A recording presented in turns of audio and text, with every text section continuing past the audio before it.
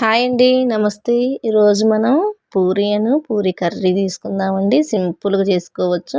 మనం పూరీ పిండిని కలిపి పెట్టుకొని చిన్న చిన్న ముద్దలు చేసుకొని ఒత్తుకొని పక్కన పెట్టుకోవాలండి. మరీ పెద్దగా ఒత్తుకోవద్దండి, పూరీలు అంతగా బాగోవు. చిన్న చిన్నగా చేసుకుంటే పొంగుతాయి, మంచిగా బాగుంటాయండి. మనం దీంట్లో కొంచెం పిండి కలిపేటప్పుడే ఆయిల్ వేసి మనం పిండి కలుపుకుంటే మంచిగా ఇట్లా బాగా పొంగుతాయండి. పూరీలు కొంతమందికి పొంగవు.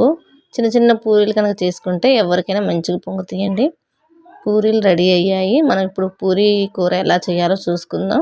ఒక గిన్నెలో మనకి 2, 3 స్పూన్ల ఆయిల్ వేసుకొని, ఒక స్పూన్ తాలింపు గింజలు, 2 ఎండుమిర్చి, మనం కట్ చేసి పెట్టుకున్న ఉల్లిపాయలు, పచ్చిమిరపకాయలు ప్లస్ కరివేపాకు, ఈ 3 కలిపి వేసుకోవాలండి.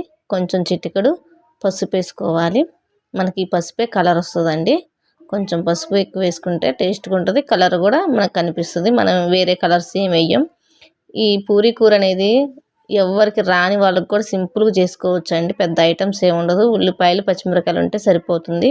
అవి మగ్గి మూత పెట్టుకోవాలండి. మనకి ఆలుగడ్డలు ఉంటే ఆలుగడ్డలు వేసుకోవచ్చు, లేకపోయినా ప్రాబ్లం లేదండి. ఆలుగడ్డలు ఉంటే ఒక ఆలుగడ్డ ఉన్నా కూడా ఉడకబెట్టుకొని మనం ముక్కలు కట్ చేసుకొని ఉంచుకోవాలండి. మనం ఉడికించిన ఈ ఉల్లిపాయల్లో కొంచెం వాటర్ వేసుకొని, తర్వాత మనం కట్ చేసి పెట్టుకున్న ఆలుగడ్డలను కూడా దాంట్లో వేసుకొని కలుపుకోవాలండి.